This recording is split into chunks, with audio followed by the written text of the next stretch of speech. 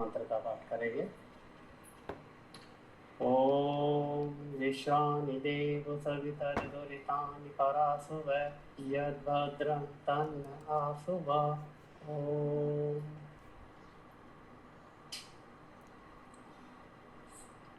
सत्या प्रकाश स्वाध्याय कक्षा में आप सभी का स्वागत है। सभी को नमस्ते जी। सत्यार्थ प्रकाश की एक कक्षा हम पहले पूरी कर चुके थे, अब पुनः शुरू की जा रही है। इसमें आप सभी का स्वागत है।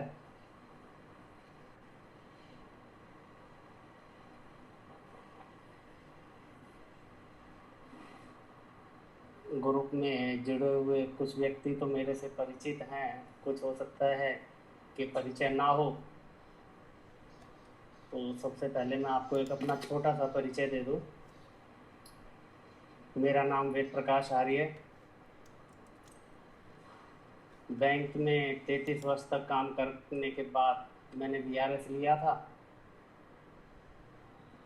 और गुरुग्राम मेरा कार्य क्षेत्र भी रहा है और निवास भी गुरुग्राम ही रहा है। पिछले 40-45 वर्ष से गुरुग्राम के अंदर ही निवास है। बाकी लोगों का परिचय जैसे जैसे हो पाएगा, क्योंकि अगर सभी का परिचय भी जानना रहा तो थोड़ा सा समय ज़्यादा हो जाएगा। तो इच्छा है कि कक्षा को शुरू किया जाए।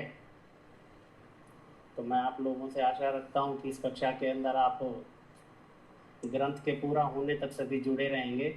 और इस कक्षा के अंदर 2 समय रखे गए हैं, 1:45 से 2:15 अर्थात 30 मिनट का समय, और रात्रि में 8:45 से 9:15 तक का वहाँ भी 30 मिनट का समय रहेगा। और जो शाम की कक्षा रहेगी वो दोपहर वाली कक्षा की रिपीट रहेगी, अर्थात ये नहीं स्वाध्याय आगे चलेगा। तो जिन लोगों को ये ऐसा किया गया है कि जिन लोगों को दोपहर को समय मिले दोपहर को जुड़ जाएं, और यदि रात्रि में समय मिले तो रात्रि को जुड़ें। तो इसलिए एक ही कक्षा को 2 बार रखा गया है। और यदि दोनों समय जुड़ पाएँ तो बहुत अच्छी बात है। स्वाध्याय जितना हो जाए, जितना ज्ञान को समझा जाए, उतनी अच्छी बात है। तो इसलिए जिसका जिस तरीके से समय लगे, और समय 30 मिनट इसीलिए रखा है कि ज़्यादा समय के अंदर कई बार ऐसा होता है कि कुछ लोगों को काम होता है, जुड़ नहीं पाते। यदि आप लोग कहेंगे तो इस समय में परिवर्तन भी किया जा सकता है, 10-5 मिनट आगे पीछे भी हो सकता है, उसमें कोई ऐसी विशेष नहीं है। और उसके बाद अगर समय आप बढ़ाने के लिए कहेंगे तो इस कक्षा को हम 30 से 40 मिनट भी किया जा सकता है। तो आप लोगों का जैसा सुझाव समय समय पर आता रहेगा वैसा करते रहेंगे। जहाँ तक परिचय की बात थी कि जिन लोगों का मेरे से परिचय नहीं है या मेरा जिन लोगों से परिचय नहीं है, एक दूसरे को हम नहीं जानते, आप लोग कहाँ रहते हैं, क्या करते हैं, परंतु एक विशेष बात ज़रूर है, एक परिचय विशेष है कि हम सब उस विचारधारा से जुड़े हुए हैं जो हमें सत्य मार्ग पर ले जाती है। अर्थात हम सब एक सत्य मार्ग के पथिक हैं। हम एक उस पथ के पथिक हैं जहाँ पर एक विचारशील व्यक्ति जाता है। क्योंकि समाज के अंदर हम देखते हैं कि बहुत सारे व्यक्ति हैं, जैसी परिपाटियाँ चली हुई हैं, जैसा समय आ रहा है, जैसा हम अपने परिवार में सीखते आए हैं, जैसे समाज में चर्चा होती है, उन चीज़ों में से जो जो हमारी सुविधा अनुसार होती है उसको ग्रहण कर लेते हैं, जहाँ असुविधा होती है उसको छोड़ देते हैं, और ऐसे ही हम अपना जीवन निकाल ले जाते हैं। परंतु कुछ लोग विशेष विचारशील होते हैं जो हर चीज़ को विचार करके कि जो चीज़ मैंने सुनी है, समझी है, देखी है, पढ़ी है, ये मेरे लिए उचित है या नहीं है, ये सबके लिए उचित है या नहीं है, अर्थात ये सत्य है या असत्य है। किसी 2 व्यक्ति ने, 4 व्यक्तियों ने, 10 व्यक्तियों ने किसी एक बात के लिए कहा कि ये बात ऐसे होती है, और किसी ने उसको एज इट इज मान लिया, बजाय इस बात को माने कि ये बात सही भी है या नहीं है। तो इसलिए उस परिपाटी से हम लोग कम से कम नहीं हैं। हम उस विचारधारा से जुड़े हुए लोग हैं जो प्रत्येक व्यक्ति को, प्रत्येक बात को तर्क और युक्ति के ऊपर कसकर उसकी सत्यता और असत्यता को जानकर तब उसका ग्रहण करते हैं, और उसमें जो असत्य है उसको छोड़ना और जो सत्य है उसको ग्रहण करना हम आवश्यक समझते हैं। और यही एक हमारा परिचय, बहुत बड़ा परिचय है, अर्थात हम एक उसी मार्ग के पथिक हैं। तो अब जिस ग्रंथ का हम स्वाध्याय करने जा रहे हैं वो है सत्यार्थ प्रकाश। इसके बारे में अधिकांश आप लोगों ने सबने सुन भी रखा होगा, पढ़ भी रखा होगा, समझ भी रखा होगा, परंतु सत्यार्थ प्रकाश की एक विशेषता है कि इसको जितनी बार पढ़ा जाए हमेशा कुछ ना कुछ नया निकल कर आता है। ये हमारे वैदिक ग्रंथों की एक विशेषता है कि एक ग्रंथ को एक बार पढ़ने पर हम उसको ये नहीं कह सकते हमने इसको पूरा पूरा समझ लिया। जितनी बार पढ़ेंगे कुछ एक और विचारधारा समझ में आएगी, लेखक की क्या कहना चाहता है, क्या उसके विचार रहे हैं, एक एक पंक्ति के अर्थ कई कई निकलते हैं, उसकी विचारधारा के अनुसार हम उसको देख पाते हैं। तो इसलिए जितनी बार इस सत्यार्थ प्रकाश को पढ़ा जाए, जितनी बार इसको समझा जाए, हम अपने जीवन को उन्नति की तरफ ले जाते हैं। तो इसलिए सत्यार्थ प्रकाश के स्वाध्याय का हम आज आरंभ करेंगे। सबसे पहले इस सत्यार्थ प्रकाश को बनाने वाले ऋषि दयानंद के बारे में हम थोड़ा सा जान लें कि सत्यार्थ प्रकाश की रचना किसने की थी और इस ग्रंथ को हम इतना महत्वपूर्ण क्यों मानते, कि भाई इतना महत्वपूर्ण कि जिसकी चर्चा करने के लिए मुझे आप लोगों को जोड़ना पड़ा, आप लोग मेरे से जुड़े और इसके विषय के अंदर हम इतना अपना समय भी व्यर्थ करें।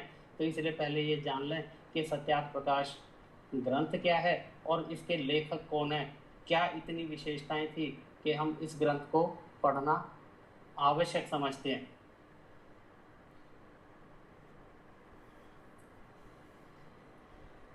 पिछले वर्षों में, अर्थात हम ज्यादा भी पीछे ना जाएं तो महाभारत काल के बाद जितने भी संत महापुरुष, जितने भी विशेष लोग हुए हैं, जिनमें विद्वान भी हैं, समाज सुधारक भी हैं, महात्मा और साधु भी हैं, जिन्होंने समाज को रास्ता दिखाया, उन सब लोगों में ऋषि दयानंद की कुछ विशेषता रही है। गुण उनमें भी थे, उन्होंने भी समाज सुधार किए, उन्होंने भी, वो भी पथ प्रदर्शक रहे, उन्होंने भी समाज का नेतृत्व किया, अपने अपने क्षेत्र के अंदर उन सभी लोगों ने कार्य किया। परंतु ऋषि दयानंद की बहुत बड़ी विशेषताएं रही हैं। मैं थोड़ा सा उसके बारे में आज चर्चा करूंगा, क्योंकि हम थोड़ा सा ये तो जान पाएं कि इस ग्रंथ के लेखक की क्या विशेषताएं हैं, उनके अंदर क्या ऐसे विशेष गुण थे जो उनको और लोगों से अलग कर गए, जिन्हें हम ऋषि दयानंद के नाम से जानते हैं, महर्षि दयानंद के नाम से जानते हैं, दयानंद सरस्वती के नाम से जानते हैं। वह एक व्यक्तित्व लगभग 59 वर्ष की आयु पूरा करके इस भारत में हमें एक बहुत बड़ा रास्ता दिखा कर गए। वह व्यक्ति पूर्ण जीवन धार्मिक रहे। सबसे बड़ी बात थी उनकी कि जिस परिवार में उन्होंने जन्म लिया वहाँ से धार्मिकता उनको शुरू से सिखाई गई। तो ये उनका एक बहुत बड़ा गुण रहा है कि वो बचपन से ही धार्मिक व्यक्ति रहे। दूसरी बात, इस धर्म क्षेत्र के अंदर जब वो कार्य क्षेत्र में उतरे तो परोपकारिता उनके रग रग में थी। पूरा समय जब भी वो चिंतन करते, आप उनके ग्रंथों में देखेंगे हर जगह उन्होंने परोपकार के ऊपर, कि एक मनुष्य जीवन के अंदर अपना कार्य करते हुए परोपकार के लिए उन्होंने बहुत ज़्यादा बल दिया है। सत्यार्थ प्रकाश के अंदर भी हर जगह जहाँ भी उन्होंने बात की है, मनुष्य के जीवन में परोपकार को बहुत ऊंचा स्थान दिया है। वह व्यक्ति धार्मिक होने के साथ साथ विद्वान भी थे। जब हम सत्यार्थ प्रकाश का पाठ करेंगे वहाँ भी अनेक बार ये आएगा कि एक व्यक्ति को धार्मिक भी होना चाहिए, विद्वान भी होना चाहिए। ये दोनों बातें, विद्वान होना और धार्मिक होना, अलग अलग हैं। तो ऋषि दयानंद विद्वान भी थे और धार्मिक भी थे, और पूरा जीवन वो निस्वार्थ ही रहे। कभी भी उन्होंने अपना कहीं पर भी स्वार्थ नहीं देखा, वो हमेशा दूसरों के लिए जीते रहे। इस तरह का व्यक्तित्व, वह व्यक्ति हमेशा औरों के ऊपर दयावान रहा। दयालुता उनके अंदर गुण थी, शरीर से बलवान थे, और सबसे बड़ी बात है कि वो स्पष्ट वक्ता थे, अर्थात जब भी कहीं पर भी उनको प्रवचन का मौका मिला, बोलने का मौका मिला, कहीं पर भी लाग लपेट नहीं किया करते थे। ये कभी उन्होंने नहीं देखा कि सामने कौन है, जो भी कहा सत्य कहा, अर्थात वो स्पष्ट वक्ता का गुण उनके अंदर था। और विशेष बात एक कि वो तत्ववेता थे, अर्थात हर चीज को विचारते थे। केवल किसी चीज को पढ़ लिया, सुन लिया, देख लिया और कह दिया, ऐसा नहीं। वो तत्ववेता थे, वो तत्व के बारे में, प्रत्येक के बारे में पूर्ण विचार करते थे। और वह व्यक्ति आजीवन ब्रह्मचारी रहा, अर्थात वो नैष्ठिक ब्रह्मचारी थे। और इसी ब्रह्मचारी के गुण के कारण कहते थे कि मेरा शरीर 400 वर्ष तक के लिए बना है। ये बात अलग है कि 59 वर्ष के अंदर ही उन्हें शरीर छोड़ना पड़ा, अर्थात उनके शरीर में इतना विष आदि का प्रभाव रहा, लोगों ने इस तरह की जो उनको दी, उसके कारण वो अपना पूरा जीवन नहीं जी पाए, परंतु वह आजीवन ब्रह्मचारी थे और हमेशा सत्य उपदेशक रहे। जब जब भी उन्होंने कहीं पर उपदेश किया, उन्होंने सत्य का पक्ष लिया, चाहे सामने वाला व्यक्ति कितना ही प्रभावशाली है, कितना ही उन्होंने डराया धमकाया गया, पर उन्होंने सत्य को नहीं छोड़ा, अर्थात वह एक सत्य उपदेशक थे, कल्याण करता थे। हमेशा वो कल्याण की बात करते थे। वो अपने विचारों पर हमेशा कठोर बने रहे और हृदय से हमेशा कोमल थे। देशभक्त थे, विचारक थे, एक उत्तम शिष्य थे। उन्होंने स्वामी विरजानंद जी थे जब शिक्षा ग्रहण की थी, तो उसके बाद विरजानंद जी ने उनसे गुरु दक्षिणा के अंदर पूरा जीवन मांग लिया था और उन्होंने अपना जीवन उसी समय दे दिया था। तो इसलिए वो उत्तम शिक्षक कहलाए। ऋषि दयानंद एक उत्तम लेखक थे। आप उनके जितने भी ग्रंथों को देखेंगे, उसके अंदर एक विशेषता पाएंगे कि उनके लिखने की शैली अन्य लोगों से उनको अलग करती है। एक महान योगी थे, तपस्वी थे और ईश्वर भक्त थे। ईश्वर के अंदर उनकी पूर्ण निष्ठा थी, कहीं पर भी ईश्वर के बारे में उनका कोई संशय नहीं था, इसलिए वो पूर्ण ईश्वर भक्त थे। अपने सिद्धांतों पर दृढ़ थे। जो वेद के सिद्धांत थे, उन सिद्धांतों पर उनकी दृढ़ता आपको हर जगह उनके जीवन चरित्र में देखने को मिलेगी। और वो मृत्युंजयी थे। महाभारत के अंदर आप भीष्म पितामह का नाम पढ़ते, समझते और सुनते हैं।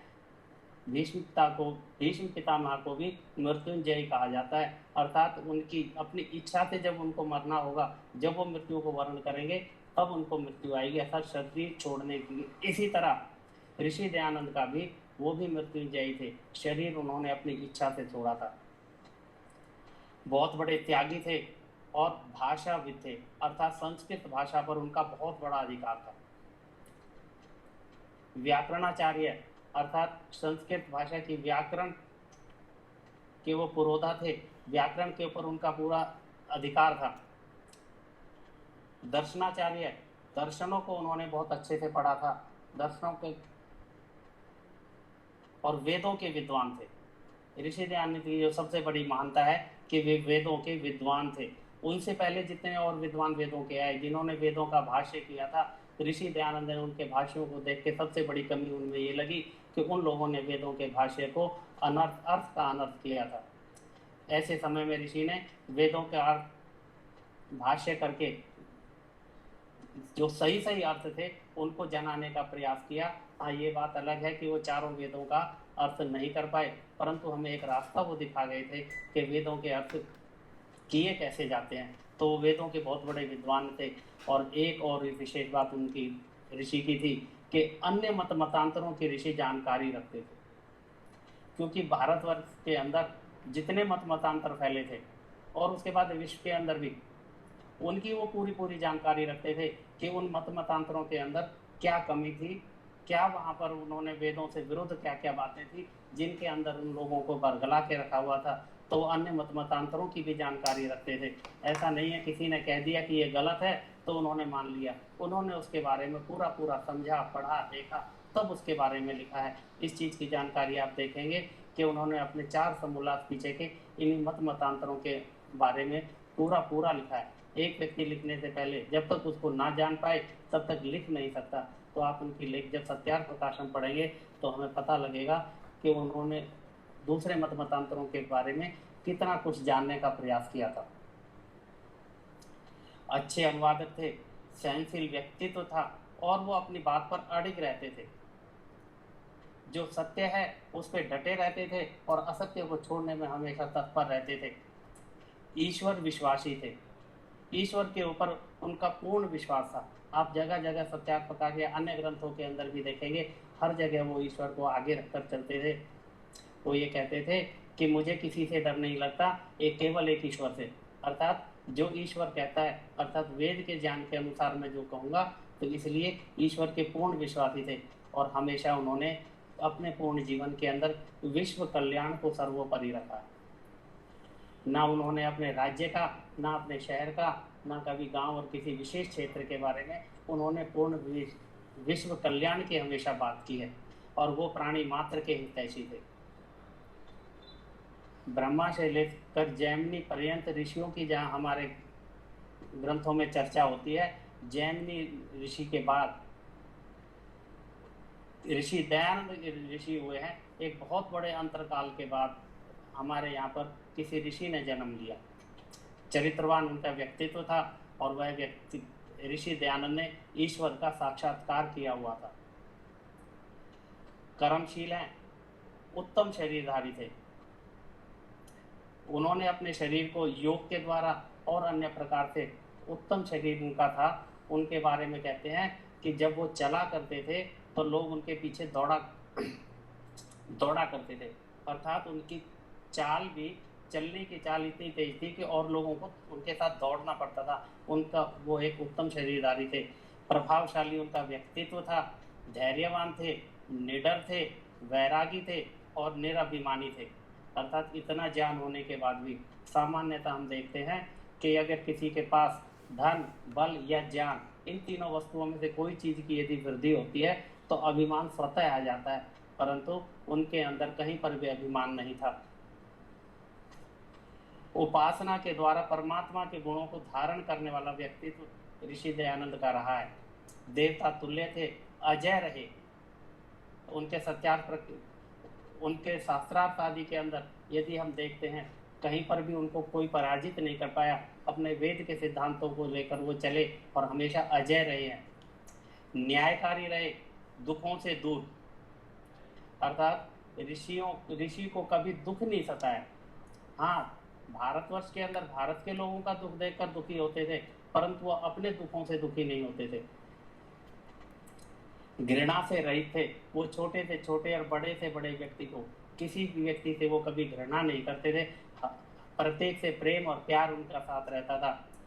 और सरस्वती उनके नाम के साथ भी लगा हुआ है। सरस्वती कहते हैं जहाँ शब्द, अर्थ और संबंध का प्रयोग का ज्ञान हो।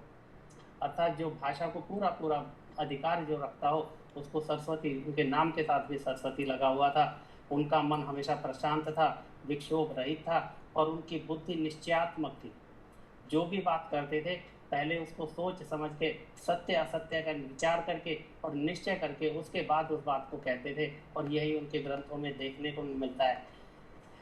निष्पक्ष भाव से थे, आर्य भाषा के प्रचारक रहे हैं। पहले वो संस्कृत भाषा के अंदर अपना जितना भी व्यक्तित्व देते थे, जितने भी भाषण उन्होंने दिए वो पहले संस्कृत भाषा में दिए, परंतु उसके बाद जब उन्होंने भारत की स्थिति देखी कि यहाँ पर हिंदी भाषा का प्रचार ज़्यादा है, तो उन्होंने उस भाषा को सीखने का प्रयास किया। और उसके बाद उस हिंदी भाषा, जिसको हम हिंदी के नाम से जानते हैं, ऋषि ने उसको आर्य भाषा का नाम दिया और उसके बाद उसी भाषा के प्रचार में लगे रहे। उन्होंने नारी शिक्षा का एक बहुत बड़ा कार्य, क्योंकि हमारे यहाँ पर, हमारे देश के अंदर नारी शिक्षा का पूर्णतः अभाव था। कहीं पर भी नारियों को शिक्षा दी ही नहीं जाती थी। तो ऋषि ने इस बात के लिए विशेष बल दिया कि नारी को शिक्षित होना बहुत आवश्यक है। कुरीतियों के प्रखर विरोधी रहे। हमारे समाज के अंदर अनेक प्रकार की कुरीतियाँ और अलग अलग क्षेत्रों में अनेक अलग अलग प्रकार की, ऐसा भी नहीं है कि पूरे देश के अंदर कुछ प्रकार की कुरीतियाँ रही हों। अलग अलग क्षेत्र में अलग अलग प्रकार की कुरीतियाँ हमारे घरों के अंदर विराजमान थी। उन कुरीतियों के, उन पाखंडों के ऋषि प्रखर विरोधी रहे हैं और पूरा जीवन उन्होंने इन पाखंडों को और इन कुरीतियों को दूर करने के लिए लोगों को प्रेरित किया, प्रोत्साहित किया। दूरदर्शिता ऋषि के जीवन में हमेशा रही है। वो हर समय दूर की सोच कर चलते थे कि किसी भी कार्य को कहने से, करने से इसका प्रभाव कहाँ तक पड़ता है।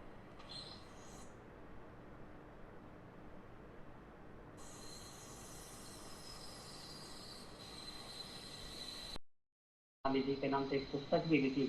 ऋषि चाहते थे कि गौ की यहाँ पर पालना हो, उसकी रक्षा हो, क्योंकि उस समय और आज भी आप देखेंगे कि गौ हत्या के बारे में कितना विशेष यहाँ पर किया जाता है। अब तो बड़े बड़े अहाते गौ के लिए खोले गए हैं कि वो वहाँ पर गौ मांस बनाना और उसको विदेशों तक सप्लाई करना किया जाता है। ऋषि के लिए उन्होंने बहुत काम करने का प्रयास किया था और इसीलिए उनका आदेश भी था कि जगह जगह गौशालाएं खोली जाए और गौ घर के अंदर पालन किया जाए।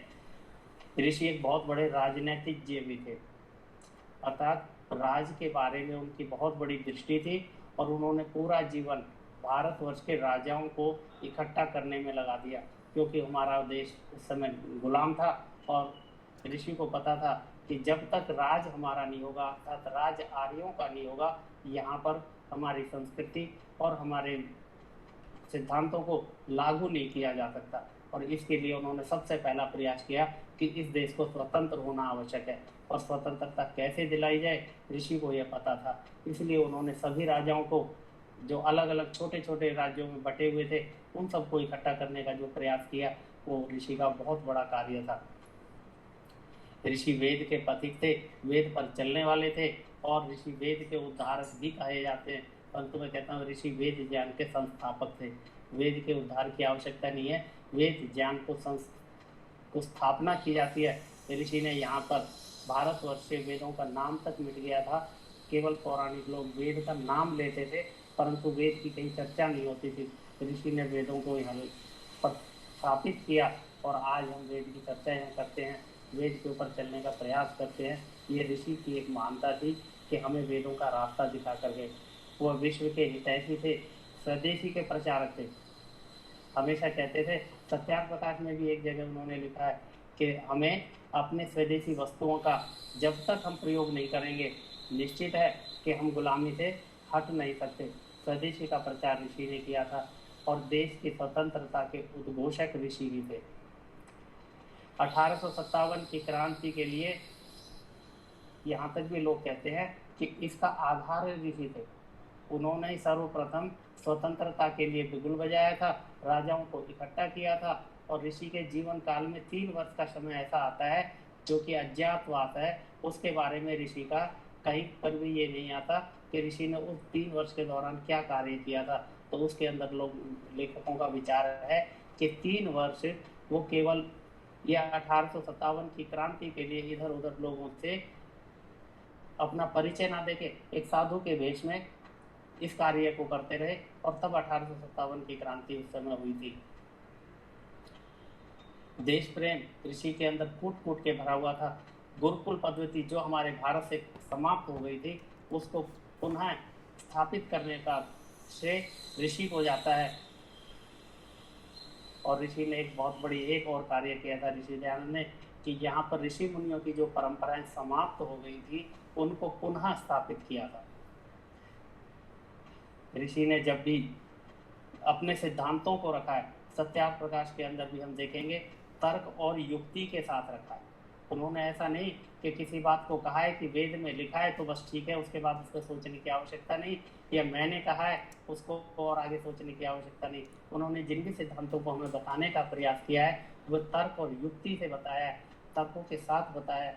उनका ये आदेश रहा है कि आप जब भी कोई चीज़ को ग्रहण करें, पहले उसकी सत्यता को विचारें, फिर सत्यता को कैसे पता लगाएं, उसका ऋषि ने वहाँ पर दिया है कि हम सत्य को किस तरीके से पता लगाएं। और तर्क और युक्ति के साथ अगर सत्य है तो उसका ग्रहण करें, अन्यथा उसको छोड़ दें। तो अपने सभी सिद्धांतों का, वेद के सिद्धांतों को तर्क और युक्ति के साथ उन्होंने रखने का प्रयास किया है। और ऋषि एक बहुत बड़े शास्त्रार्थ महारथी थे। वेद का प्रचार करने के लिए उन्होंने इस रास्ते को अपनाया। जितने भी अन्य मतांतर के अंदर अन्य विद्वान लोग थे, उनके जो बड़े बड़े जो प्रचारक थे, उन लोगों से शास्त्रार्थ करके उनको शास्त्रार्थ में हराकर वेद मत में उनको लाने का प्रयास किया। तो उनकी एक विशेष शैली थी कि वो शास्त्रार्थ करके दूसरे व्यक्तियों को अपनी बात मनवाने का प्रयास करते थे। वो एक बहुत बड़े वैदिक प्रचारक रहे, प्रवचन करता रहे और दृढ़ संकल्पी। ये कुछ मैंने ऋषि के गुण यहाँ पर आपको बताने का प्रयास किया। समय अभी समाप्त होता है। इसके अलावा यह सूची ऐसा नहीं है कि ऋषि की इन गुणों की ही समाप्त हो जाती है। इसके आगे भी ऋषि के गुणों के बारे में जैसे जैसे हम ग्रंथों को पढ़ेंगे वह हम समझ पाएंगे। परंतु इतना तो है कि जिस ग्रंथ को हम पढ़ने जा रहे हैं वह व्यक्तित्व इतना बड़ा व्यक्तित्व था कि इतने गुण किसी भी एक व्यक्ति के अंदर हमें देखने को नहीं मिलते। अनेक चाहे कितने ही धार्मिक, राजनीतिक या समाज सुधारक, कोई विद्वान, संत, अन्य कितने भी आए हों, अनेकों की चर्चाएं होती हैं, परंतु आप देखेंगे कि इतने गुण किसी भी एक व्यक्ति के अंदर आपको देखने को नहीं मिलेंगे। कहीं ना कहीं उन लोगों में कमी होगी।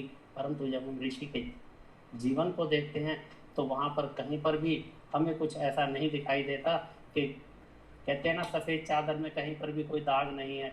ऐसा व्यक्तित्व हमारे बीच आया था और हमें मार्गदर्शन देकर गया है। तो ऐसे व्यक्ति की अर्थात ऋषि दयानंद के इस ग्रंथ को हम पढ़ें, समझें और उनका क्या आदेश है उसको पालन करते हुए अपने जीवन को हम सफल बनाने का प्रयास करें। आज की मैं कक्षा का यही विराम करता हूँ। इसके बाद आप लोगों की कोई शंका, कोई आप अपना विचार रखना चाहें तो इसमें रखने का प्रयास करें। आप सभी का स्वागत है। पहले एक बार मंत्र पाठ करेंगे, उसके बाद आप अपनी कोई भी शंका रख सकते हैं और आप अपना विचार इस बारे में कोई देना चाहें तो आपका स्वागत रहेगा। पहले मंत्र पाठ। ओम विश्वानि देव सवितर्दुरितानि परासुव यत्पत्रं तन्न आसुव। ओम शांति शांति शांति। सभी को नमस्ते जी। आप अपने कोई शंका? पहले से पढ़ाएंगे ना जी? है जी।